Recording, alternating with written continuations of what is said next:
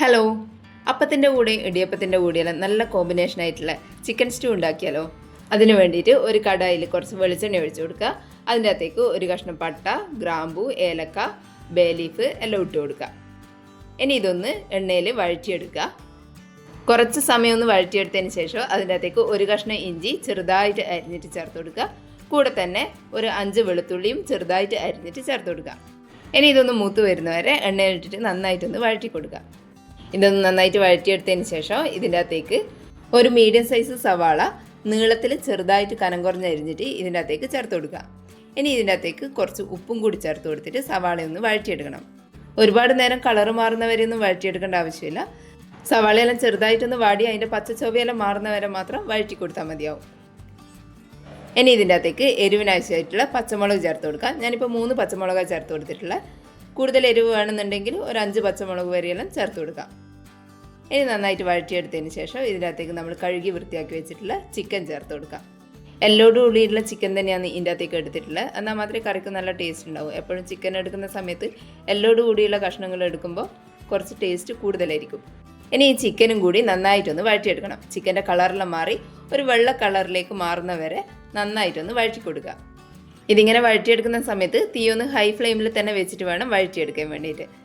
ഒരു 4 മുതൽ 5 മിനിറ്റ് വരെ വഴറ്റിയെടുക്കുമ്പോൾ തന്നെ ഇതിൻ്റെ കളറെല്ലാം നന്നായിട്ട് മാറി വരും. ഇനി ഇതൊരു 5 മിനിറ്റ് നേരം ഹൈ ഫ്ലെയിമിൽ തന്നെ മൂടി വെച്ച് കൊടുക്കുക. ഒരു 5 മിനിറ്റിന് ശേഷം ചിക്കനിലെ വെള്ളമെല്ലാം കുറച്ച് ഇറങ്ങി വന്നിട്ടുണ്ടാവും. ഇനി ഇതിൻ്റെ അകത്തേക്ക് ഒരു മീഡിയം സൈസ് ഉരുളക്കിഴങ്ങ് ചെറുതായിട്ട് കട്ട് ചെയ്തിട്ട് ഇതിൻ്റെ അകത്തേക്ക് ഇട്ട് കൊടുക്കാം. കൂടെ തന്നെ ഒരു ക്യാരറ്റ് കൂടി ഇതുപോലെ കഷ്ണങ്ങളാക്കിയിട്ട് ഇതിൻ്റെ അകത്തേക്ക് ചേർത്ത് കൊടുക്കാം. ഇനി ഇതിൻ്റെ അകത്തേക്ക് കുറച്ച് കറിവേപ്പില ചേർത്ത് കൊടുക്കുക. കൂടെ തന്നെ ഒരു 1/4 ടീസ്പൂൺ ഉപ്പും കൂടി ചേർത്ത് കൊടുക്കുക. നമ്മൾ ആദ്യം ഉള്ളി വഴറ്റുമ്പോൾ ഉപ്പ് ചേർത്തതേ ഉള്ളൂ. ഉപ്പ് കൂടി ചേർത്തതിന് ശേഷം ഇതെല്ലാം കൂടി നന്നായിട്ടൊന്ന് മിക്സ് ചെയ്ത് കൊടുക്കുക. ഉപ്പ് എല്ലാ ഭാഗത്തും എത്തുന്ന വിധത്തിൽ നന്നായിട്ടൊന്ന് മിക്സ് ചെയ്ത് കൊടുക്കുക. ഫ്ലെയിം ഒന്ന് കുറച്ചിട്ട് ഒരു മീഡിയത്തിൽ വെച്ചിട്ട് ഇതിങ്ങനെ ചെയ്തെടുക്കാം. ഇതെല്ലാം കൂടി നന്നായിട്ട് ഇതുപോലെ ഒന്ന് മിക്സ് ചെയ്തെടുത്തതിന് ശേഷം ഇതിനകത്തേക്ക് തേങ്ങാപ്പാലാണ് ചേർത്ത് കൊടുക്കുന്നത്. ആദ്യം തന്നെ 1.5 കപ്പ് രണ്ടാം പാൽ ചേർത്ത് കൊടുക്കുക. തേങ്ങാപ്പാലിൻ്റെ പൊടി ഉപയോഗിച്ചിട്ടാണ് പാലെടുക്കുന്നതെങ്കിൽ ഒരു 4 ടേബിൾ സ്പൂൺ തേങ്ങാപ്പാലിൻ്റെ പൊടിൻ്റെ അകത്തേക്ക് ഒരു 1.5 കപ്പ് ഇളം ചൂടുവെള്ളം ഒഴിച്ചിട്ട് കട്ടകളൊന്നും ഇല്ലാണ്ട് നന്നായിട്ടൊന്ന് മിക്സ് ചെയ്ത് കൊടുക്കുക. എന്നിട്ട് ഇതിൻ്റെ അകത്തേക്ക് ചേർത്ത് കൊടുക്കുക. ഇനി ഇത് നന്നായിട്ട് മിക്സ് ചെയ്ത് കൊടുത്തതിന് ശേഷം അടച്ച് വെച്ചിട്ട് ഒരു 1/4 മണിക്കൂർ നേരം മീഡിയം ഫ്ലെയിമിലൊന്ന് കുക്ക് ചെയ്തെടുക്കാം. ഒരു 15 മിനിറ്റ് മുതൽ 20 മിനിറ്റിനുള്ളിൽ ഇതൊന്ന് മൂടി തുറന്നിട്ട് ഇതുപോലെ ഇളക്കി കൊടുക്കുക. ചിക്കനെല്ലാം വെന്ത് വന്നിട്ടുണ്ടോ എന്ന് നോക്കിയതിന് ശേഷം ഇതിനകത്ത് നിന്ന് കുറച്ച് ഉരുളക്കിഴങ്ങ് എടുത്തിട്ട് ഇതുപോലെ ഒന്ന് ഉടച്ചു കൊടുക്കുക. ഒരു 5-6 പീസ് ഉരുളക്കിഴങ്ങ് മാത്രം ഇതുപോലെ ഒന്ന് ചെയ്ത് കൊടുത്താൽ മതിയാവും.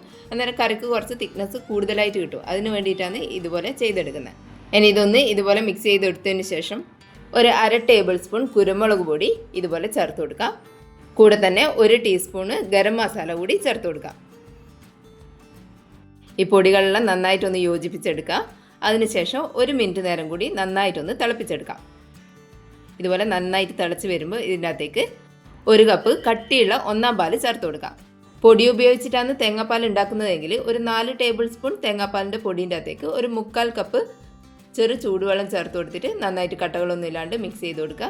എന്നിട്ട് ഇതിൻ്റെ അകത്തേക്ക് ചേർത്ത് കൊടുക്കുക. തേങ്ങാപ്പാൽ ചേർത്ത് കൊടുത്തതിന് ശേഷം പെട്ടെന്ന് തന്നെ ഇതൊന്ന് മിക്സ് ചെയ്ത് കൊടുക്കുക. തിള വരുന്ന ഒരു സ്റ്റേജ് ആകുമ്പോഴേക്കും ഇത് അടുപ്പത്ത് നിന്ന് മാറ്റി വെക്കാം. ഇനി ഇതിൻ്റെ അകത്തേക്ക് താളിച്ചൊഴിക്കാൻ വേണ്ടിയിട്ട് ആദ്യം ഒരു പാനിൽ കുറച്ച് വെളിച്ചെണ്ണ എടുത്തിട്ടുണ്ട്. അതിൻ്റെ അകത്തേക്ക് ഉണ്ടെങ്കിൽ കുറച്ച് കശുവണ്ടി ഇട്ടിട്ട് നന്നായിട്ടൊന്ന് മൂപ്പിച്ചെടുക്കുക.